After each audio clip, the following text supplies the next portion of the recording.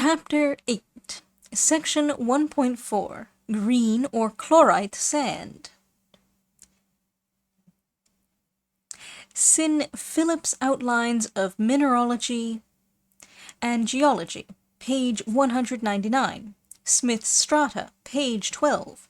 Professor Buckland's Order of Superposition of the British Islands. The term green sand, in its limited sense, is employed to designate certain strata of siliceous sand and sandstone, which compose the upper division of the green sand formation, and are interposed between the wheeled clay and the lower beds of the chalk. A considerable portion of the sand contains little round masses of a green substance, having a near resemblance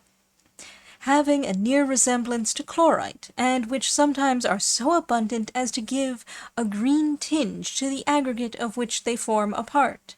From this circumstance the deposit has also been distinguished by the name of chlorite sand. This substance, however, has not been chemically examined, and very probably may prove to be a suboxide of iron. In its course through Sussex, the green sand varies so much in its external appearance, physical characters, and mineral contents that its outcrop is traced with difficulty. The strata comprised in this division admit of the following synoptical arrangement, namely: green sand, thick beds and concretions of chert, provincially termed whinstone, with veins of chalcedony; white sand and sandstone, red sand, green sand, passing into iron sand, and containing concretions of ironstone, alternating with and passing into soft grey sandstone. Such are the principal members of this deposit that occur in Sussex. The lowermost beds first appear in the western part of the county at Haslemere, Blackdown Hill, etc., where the layers and concretions of chert that characterize this division are provincially termed whinstone.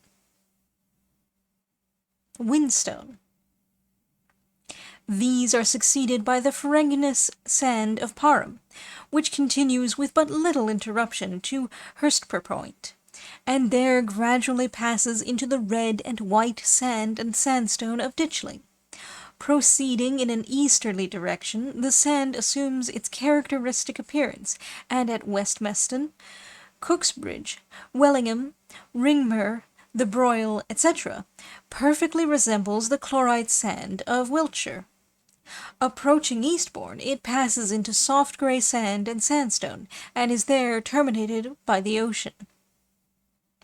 The outcrop of the green sand, thus briefly sketched, forms an inconsiderable tract of country, of variable breadth, extending from Eastbourne to the western extremity of the county, and lying parallel with the northern escarpment of the Downs. The subdivisions of this deposit in Sussex are not sufficiently important to require a separate description, and we shall therefore proceed to investigate the phenomena they present to our notice, without adhering to geognostic arrangement. The beds and concretions of chert occur principally in the western division of the county. This substance is a variety of hornstone. It occurs massive, is of a greyish, yellow, or greenish color, has a conchoidal fracture, and a glimmering lustre.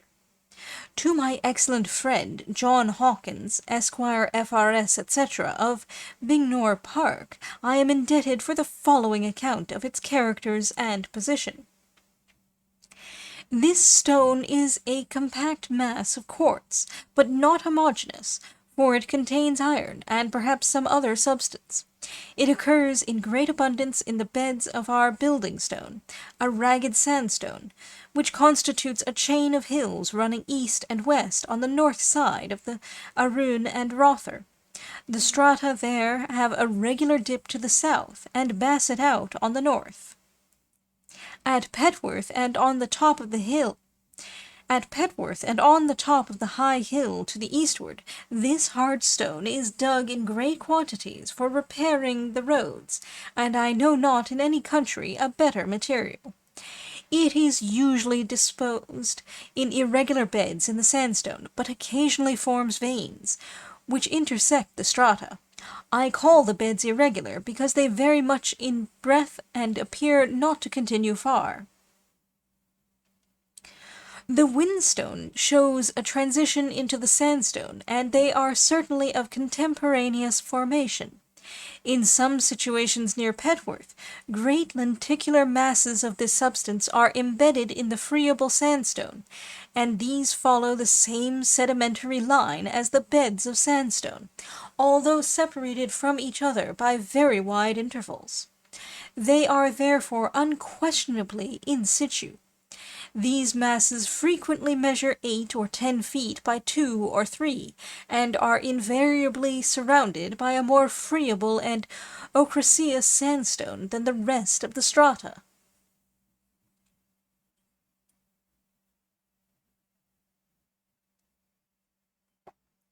The whinstone is sometimes traversed by veins of chalcedony, and it also contains cavities lined with mammillated concretions of the same substance. At Parham, near the village of Storrington, and in the adjoining parish of Rackham, the sand is highly ferruginous, and contains irregular concretions of ironstone. These beds, which are peculiarly interesting from the abundance and variety of their organic remains, were first noticed by my brother, through whose kindness I have obtained a fine series of specimens. In Parham Park, the seat of Lord de la Zouche, the sand appears immediately beneath the turf, disposed in the following manner. Surface soil, consisting of sand and vegetable earth, in some parts of a deep brown color, approaching to black. 2. A thin layer of ferruginous sand, with small nodular masses of ironstone. 3. Brown sand, with nodular concretions of sand, enveloping traces of zoophytes. 4. Yellowish-brown friable sandstone, which hardens by exposure to the air. It contains numerous casts and impressions of bivalves and univalves. 5. Indurated sandstone of a deep brown color, enclosing irregular nodules of ironstone. 6. Sand and sandstone to an indeterminate depth. The fossils discovered in these strata consist of the casts and impressions of many kinds of univalves and bivalves, and these occur in the greatest perfection in the more compact masses of the sandstone. Of the shells themselves not the slightest vestige remains, the cavities they formerly occupied being still empty, a circumstance that proves their destruction must have been effected by some chemical agent, subsequently to the consolidation of the sand, which now so beautifully retains their forms and markings. By a careful comparison of the casts with the corresponding impressions, the following have been identified. From the top. Organic remains from Parham Park. 1. Fragment of an Echinospathangus. 2. A small species of patella, of an oval shape, conical, depressed. The casts of the interior of the shell only have been discovered. 3. Rostellaria parkinsoni. Organic remains, Volume 3, Tablet 5, Figure 11. It is evidently of the same species as the Silesius rostellarite of Devonshire, figured by Mr. Parkinson, and is readily distinguished by its elated outer lip with one spur-like process. The reeds are from 6 to 7 in number, and are slightly caustated longitudinally. 4. Natica? A cast 1 inch long, the outer whorl being 7/10 of the whole. Volutions 4 or 5. It very closely resembles the narite, figured by Faujas Saint Fond, History Histoire naturelle de la Monte de Saint-Pierre, Plate 28, Figure 2. Fragments of a species of Dentalium, 1.5 inches long and 0.3 inches in diameter at the largest extremity. 6. Mytilus. Cast of a small species with acuminated beaks, the anterior side truncated and slightly curved. A few concentric markings, probably the lines of growth, are perceptible. 7. Modiola imbricata? Mineral Conchology, Tablet 212, Figures 1 and 3. The form of the casts so closely corresponds with that of the figures referred to, that I have but little hesitation in considering them as the remains of the same species, although the imbricated external surface has not been noticed in the parum specimens. 8. Telena. The casts of a small flat species. These are very numerous. 9. Cuculea. A few excellent casts in which the transverse teeth of the hinge, the characteristic mark of this genus, are very distinctly shown. The impression of the external surface has not been observed. Some of the specimens are of the size and form of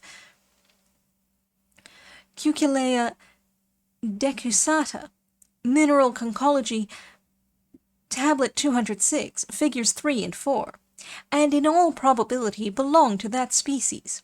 An impression of the markings of the interval between the beaks resembles those of Cuculea oblongata, Mineral Conchology, Tablet 206, Figures 1 and 2. 10. Trigonia clavellata, Mineral Conchology, Tablet 87. The casts of this species are from 3 to 4 inches long, and exhibit the structure of the hinge and the situation of the muscular impression. The markings of the external surface, upon which its specific characters depend, are also beautifully preserved. 11. Trigonia aliformis, Mineral Conchology, Tablet 215. The casts of this species are very bold and sharp, and seldom exceed an inch in width. The impressions of the external surface are not uncommon. 12. Venus. The casts of a shell of this genus are very numerous. It is an inch long, the width a little exceeding the length. The external impressions have not been observed. 13. Crassatella? The cast of a species allied to this genus. 14. Venericardia planicosta? Mineral Conchology, Tablet 50. Several remarkably perfect casts of a Venericardia allied to this species have been obtained from the more compact masses of the ironstone. They differ, however, from Venericardia planicosta in their width exceeding their length, and in having but one muscular impression, which is placed near the posterior margin. 15. Mia intermedia. Mineral Conchology, Tablet 76, Figure 1. The casts are very elegant, and correspond in every respect with the specimens of this species that occur in the sandstone of Bognor. The impression of the hinged tooth is very manifest. It is a circumstance worthy of remark that this shell should have been an inhabitant of the waters that deposited the green sand below the chalk, and of those which formed the sandstone of the London clay.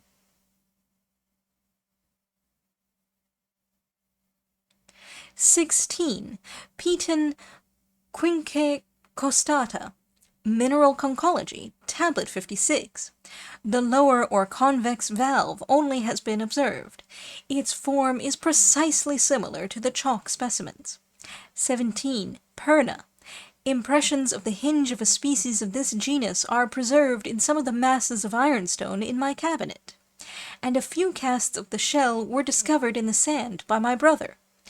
The largest specimen of the hinge is about 3 inches long and exhibits 6 casts of the pits or depressions of the original. They resemble Perna aviculoides. Mineral Conchology Tablet 66 in their general contour, but probably belong to a distinct species. 18. Terebratula ovata. Mineral Conchology Tablet 15, Figure 3. It is of an ovate form, rather depressed, smooth, and obscurely pentangular. This species also occurs in the green sand of Wilts. 19. Terebratula, a small striated species, in too imperfect a state to admit of determination. 1240. We're doing good. Proceeding towards the eastern division of the county, the sand is observed holding its course in a line parallel with the northern escarpment of the Downs at Henfield, Hurstpurpoint, Stonepound, Kamer, etc. In the pleasure grounds of W.J. Campion, Esquire, of Danny, near Hurstpurpoint, it forms several banks of low elevation, but the sections which they present are inconsiderable and uninteresting. On the south side of the turnpike gate at Stonepound, the sand is of a reddish-brown color, mottled with yellow. On the north it lies beneath an alluvial deposit of 1. Loam and ochraceous clay, about 3 or 4 feet. 2. Blue clay, containing a large proportion of sand, 5 feet. 3. Yellowish-gray sand, from 8 to 10 feet. 4. Reddish-brown sand. These strata dip to the south. The little town of Ditchling, situated near the foot of the Downs, stands upon a low mound or hillock of this deposit. Here the sand is of various shades of red and yellow, interspersed with white, and is inclined to the south, dipping beneath the blue chalk marl, which baskets out from under the chalk hills in the vicinity of the town. South of Beechwood Green, the sand rises to the surface and forms a bank about 8 feet high. In this spot it perfectly resembles the chlorite sand of Wiltshire. Near Cooksbridge, in sinking the well attached to the residence of Mr. Warren Lee, chlorite sand was also found at the depth of 45 feet, beneath the blue chalk marl. Other localities of this bed occur in the vicinity of Lewes, of which the following are the most remarkable, and will serve to convey some idea of its course through this part of the county. Localities of the green sand near Lewes. At Wellingham, near the seat of Mr. John Rickman, covered with a layer of diluvial clay and pebbles. Near the mansion of the late William Green, Esquire, beneath the blue chalk marl at the depth of 30 feet. At the Park House, in the parish of Ringmer, the well is sunk in chlorite sand, 40 feet deep. At Norlington, in the same parish, here the sand is of a red color and constitutes a low bank, near the house of Mr. New. In a field east of Ringmer Barracks, chlorite sand appears immediately beneath the turf, and also on the roadside near the 4th milestone. At Willingdon, 2 miles northwest of Eastbourne, the green sand is covered with a thick bed of diluvial sand, which occurs immediately beneath the surface, and varies from a light grey to a bituminous color. This bed abounds with rounded fragments of fossil wood that occur in great profusion in a bank on the roadside, near the residence of Mr. Putland. The specimens are encrusted with a covering of grey sand containing small pebbles of quartz, and internally are of a light reddish-brown, clouded with darker shades of the same color. The wood is calcareous, and bears a good polish, the transverse sections displaying in a distinct and beautiful manner the radial insertions and annular markings which denote the annual growth of the tree. In some instances, the wood is studded with the remains of a small species of fistulana, of a piriform shape, about 0.3 inches long, bearing some resemblance to Fistulana lagunula, or Fistulana ampullaria of Lamarck. The bivalve part of the shell has not been detected, but is in all probability enveloped in the indurated sandstone with which the tubes are filled. This species of Fistulana appears to be new, and may be distinguished by the name of Fistulana piriformis.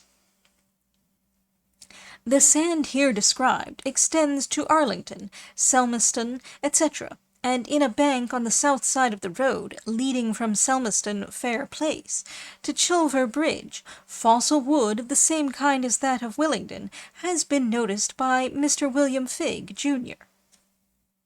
At Chile, near Pevensey, a bed of sandstone very strongly impregnated with bitumen occurs beneath a thick layer of marsh land, or silt. It was discovered a few years since by Mr. Cater Rand of Lewes, while superintending the execution of some improvements in the drainage of Pevensey levels. This substance is of a dark chocolate color, is easily scraped with the knife, and emits a strong bituminous odor. Exposed to the action of the hydro-oxygen blowpipe, it burns with a bright flame and fuses into a steel-gray enamel. On the coast near Southbourne, the sand basins out from beneath the chalk marl and forms a low, crumbling cliff, which extends but a short distance to the north and then disappears beneath the alluvium of Pevensey levels.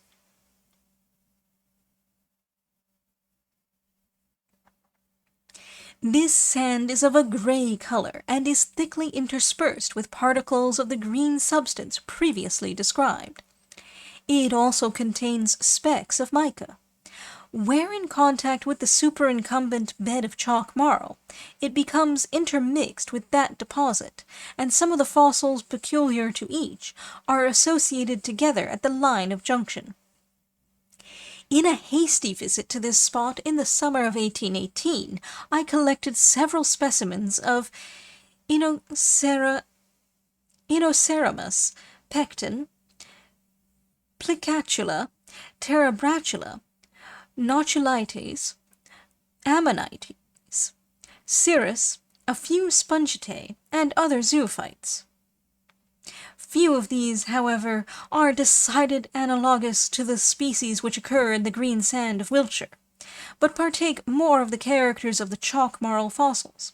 Indeed, it is obvious that the strata in this place are not exposed to a sufficient depth to allow of our obtaining the usual productions of the former. From what has been previously remarked, the general agreement between the fossils of the green, grey, and ferruginous sands of Sussex, and those of the chlorite sand of Wiltshire and Devonshire, is, however, sufficiently established. The Trigoniae, Calculae, Rostellariae, Pectinites, Terebratulae, etc., are common to each county, but the mode in which these remains are preserved differs remarkably. In Wiltshire, the shells have undergone but little change. In Devonshire, they are converted into chalcedony. In Sussex, with but few exceptions, they are entirely destroyed, their casts and impressions being the only indications of their former existence. Organic remains.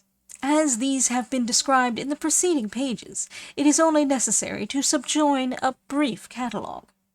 1. Wood, in the sand of Willingdon, Selmeston, etc. 2. Patella. 3. Rostellaria parkinsoni. 4. Natica. 5. Dentatilium. 6. Mytilus. 7. Modiola imbricata. 8. Telena. 9. Cuculea decusata. 10. Trigonia cavellata. 11. Trigonia aliformis. 12. Venus. 13. Crassatella. 14. Venericardia planicosta. 15. Mia intermedia.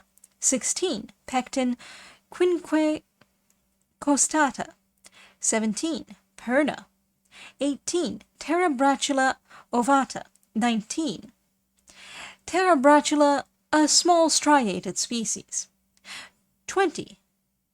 Fistulana piriformis, in the fossil wood of Willingdon, etc. 21. Echinospathangus. This may prove to be a suboxide of iron. Phillips outlines.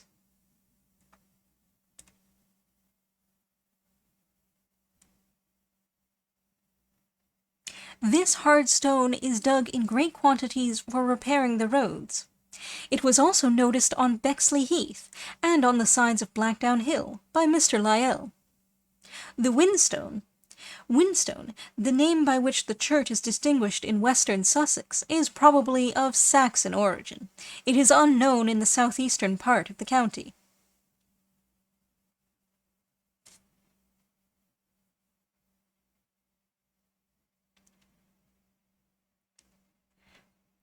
Lined with mammillated concretions of the same substance. This circumstance was communicated to me by the Reverend C.P.N. Wilton, M.A., etc., of Blackney, Gloucestershire.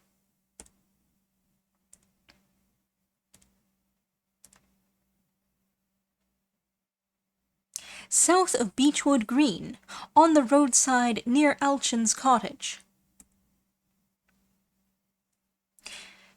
Fistulana, an equivalved bivalve, gaping, nearly toothless shell, included in a club-formed testaceous tube, open at the smaller extremity. Organic Remains, Volume 3, page 199.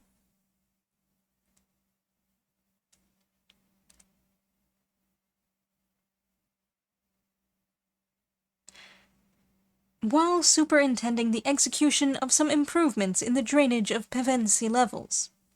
This bed was worked by the Romans, who employed it in the construction of part of Pevensey Castle. In the alluvial clay near Chile, Mr. Rand discovered the remains of a ballista and a considerable number of enormous balls of bituminous sandstone. The latter were in all probability intended to supply the engine, which, as is well known, was employed for hurling large stones.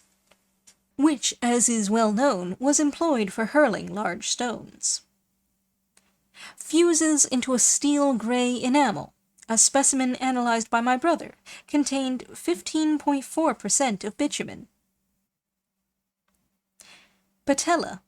This and the following, with the exception of Fistulana piriformis, are from Parham Park.